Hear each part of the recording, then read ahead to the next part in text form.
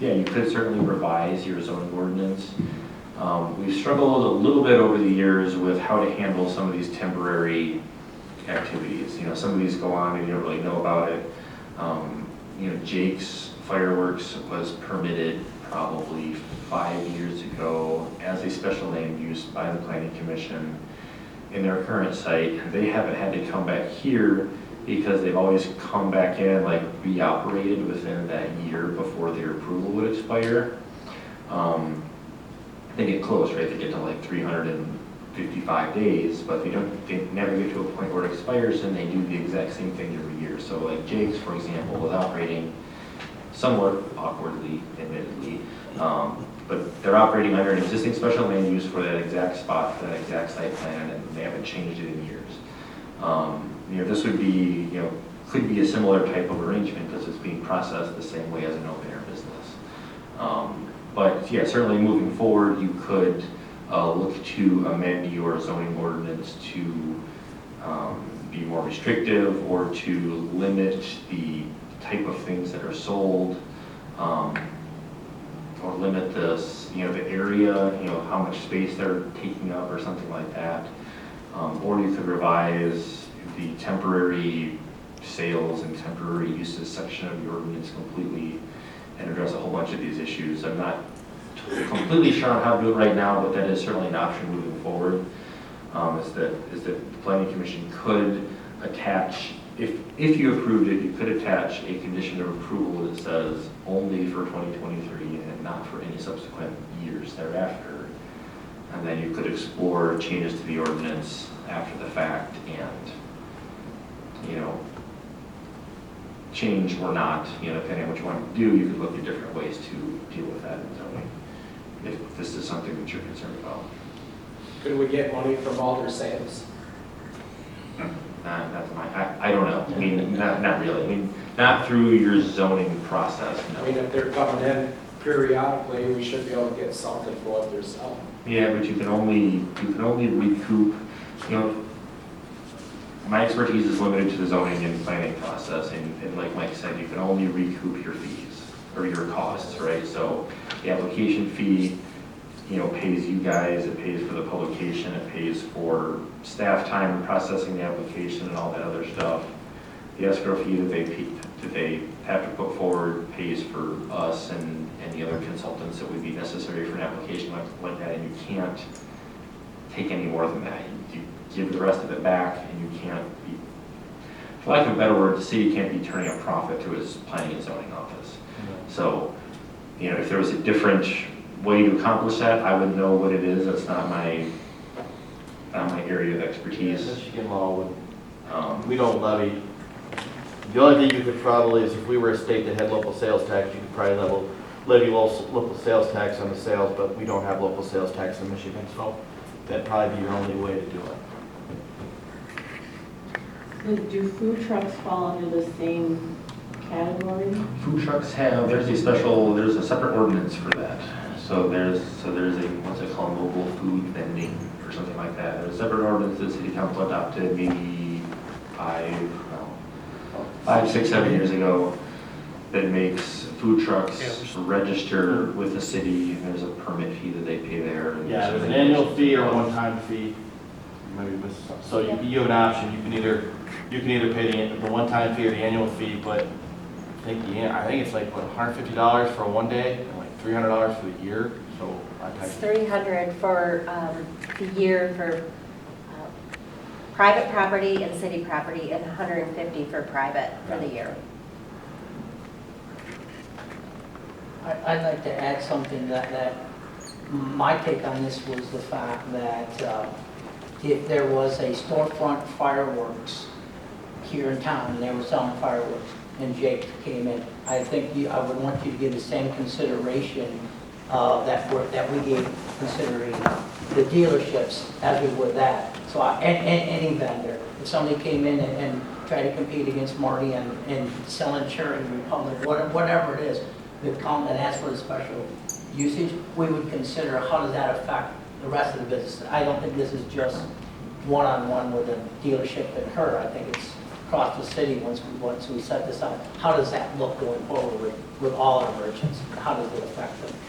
But that's not our current ordinances. It's not our current laws. No, I agree. but Which is a real problem, but one of the things that Renee said, that you have a operation in Kentwood, and,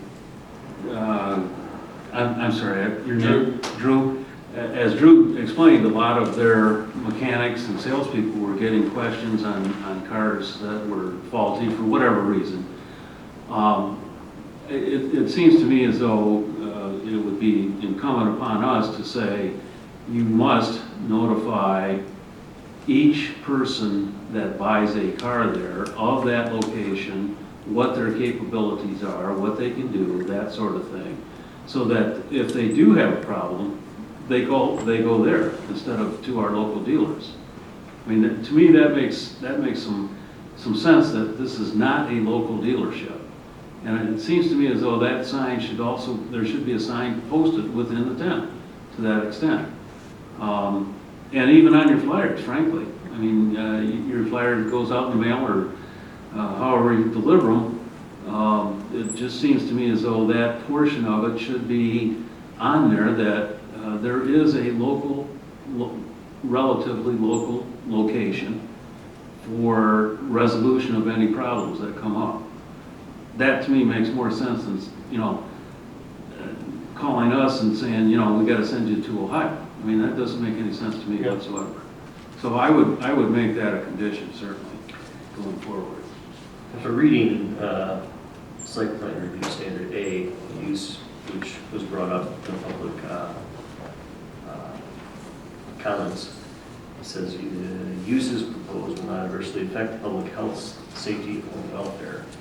Which then need to look up the definition of welfare, and the definition of welfare is the statutory procedure or social effort designed to promote the basic physical and material well-being of the people, and the fortunes of the group that is affected. How was the adverse effect on the dealerships? Is it factual? If it's factual, then we have grounds to say no. They probably made money on repairs. Well, but that's their business too, but my point is that it eliminates the misleading advertising that is being put out there. And it gives the buyer a little bit better knowledge as to where to resolve their problems. Instead of going to cry, my car They won't need work. to know where to go. Exactly, yeah. And I just think that would be a huge improvement at least, and it eliminates, because, the local car dealers could do the same thing if they wanted to. They could band together and put up a tent and come before us. I mean, they have that option. They've always had that option. And if they didn't want to take it, that's their option too. So my point is I under the existing ordinance here, I don't think that we could turn them down under that site plan review standard A. I don't think that we could dismiss it because of that. There may be other things as we go on here that would do that. But to me, it becomes a situation where that is fair game to have the entire ordinance looked at and redone. Well, yeah, it's just like having 20 food trucks that, Yeah, I mean, we're closing the barn door after the fire's already lit. I mean, to me, that doesn't make a whole lot of sense. So that's just my thought. Yeah, Yes. the difference that I would note, food trucks, fireworks, farmers markets, that's all single use. You're gonna buy a taco and you're gonna eat it and it's gone. Right? A car is an investment. It's not a single use item, and it does provide for the public welfare, right? Because you're gonna use it to drive to work, you're gonna use it to drive to the stores, you're gonna use it to drive wherever you're gonna go, to our parks. The other thing would be, how does it, okay, so you get a flyer in the mail, you live in Greenville or Belding or Wyoming or Grand Rapids, that says you won a major prize in Lowell, right? Our address is on those flyers. So when people come here, they don't know the people selling are in Kentwood, they think the people selling are in Lowell. So what does that make the overall town look like? My argument would be that it's negative to the overall welfare of the town by making people not want to come back here and spend money at local businesses, local restaurants. Thank you. And that, to me, what he just said, that really plays into the public health, because if they have a bad experience, which we know there was, the businesses up and down Main Street lose potential customers because of it. So it's not just the welfare. To me, I see it as a public health thing. If you buy something, you don't know and I know you're asking for that now, Bruce, but it's not in here, and it was never brought up that that's what, they would do. You buy a vehicle, and then you find out it's got major problems. You call our local dealerships and you say, well, you got to fix this. And they try to explain. Again, public health. Now they're stressed, they're worried. We just spent thousands of dollars on a car. Sounds like people that I've talked to that have purchased cars from that found very little help and support to get problems resolved. So I think A is... May I add something? Yes.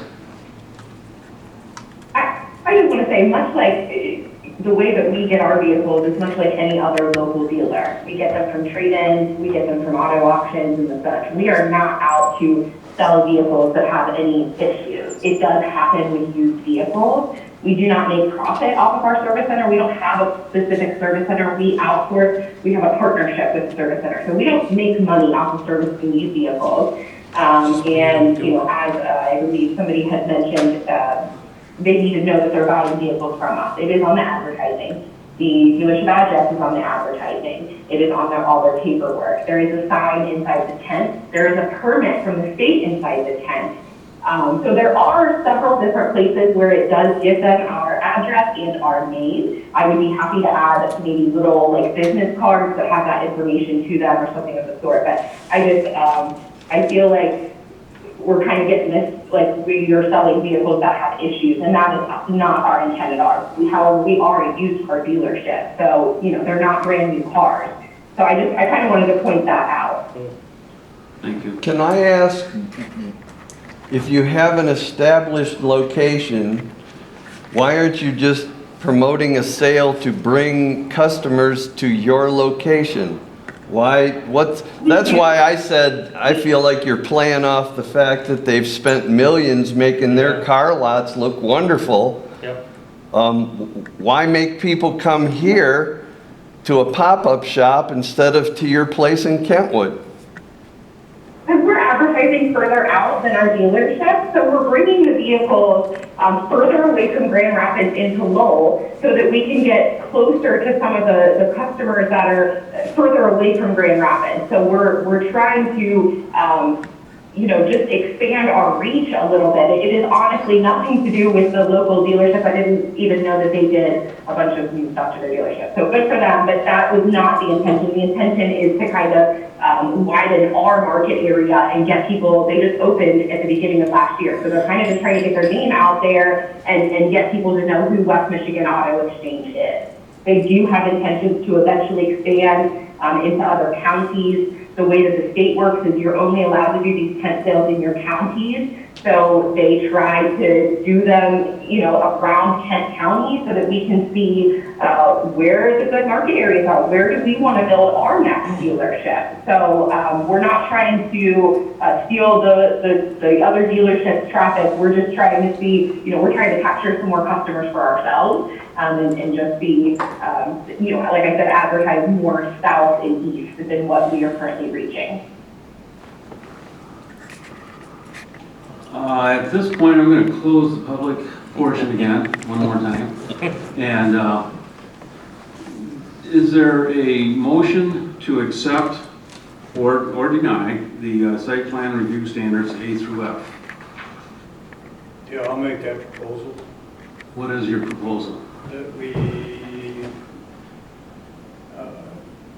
decline under the A for the public health and the welfare. It seems to me those are the two main things that it truly does affect.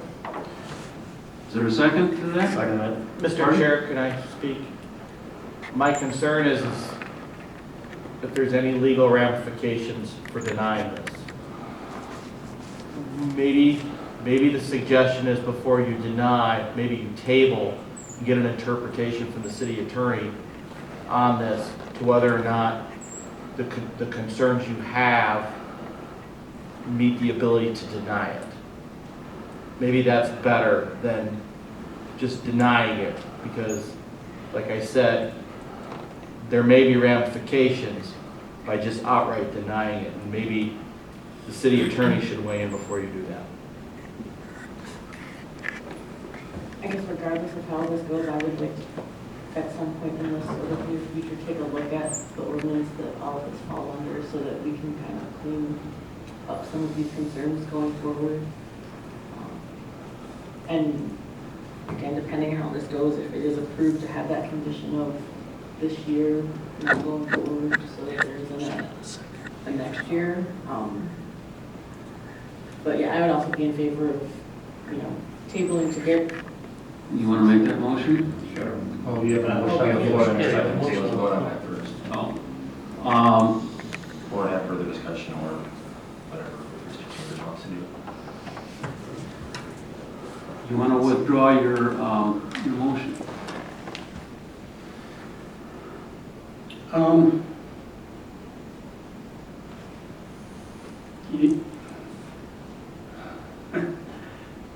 Yeah, I do want Jessica to weigh in on it. Okay. Go ahead, Amanda, make your motion. What was that again? Table. Yeah, I would make a motion to table upon getting city attorney input on our discussion items. before we Second, please. I'll second. Any other further discussion on tabling? Sue, voice vote, please. Commissioner Cadwalder, Yes. Commissioner Chambers, Yes. Commissioner Ellis, Yes. Commissioner Gadula, Yes. Commissioner Shrabbin, Yes. and Chair Barker. Yes. So the motion is tabled until the following month, or until the resolution from the attorney comes back. Fair enough? Okay. Thank you all. Next is our staff report. Sue, anything? No, I have nothing further. Mike? City Council approved the beginning process with master plan for last meeting. We thank you very much. Thank you for increasing our workload. You're welcome. Andrew? Just to add to Mike's comment, so at the next meeting, we anticipate being on the timeline. This is going to be a significant process for the city. It'll take probably 12 to 18 months. There will be a, significant public outreach campaign to, so we proposed a bunch of different ways to get out in front of the public. Attending events, I think we talked about a survey, getting in front of some students in high school or the middle school, and a lot of different things. So this is going to be something that you'll be continually working on for every month for at least a year, probably longer.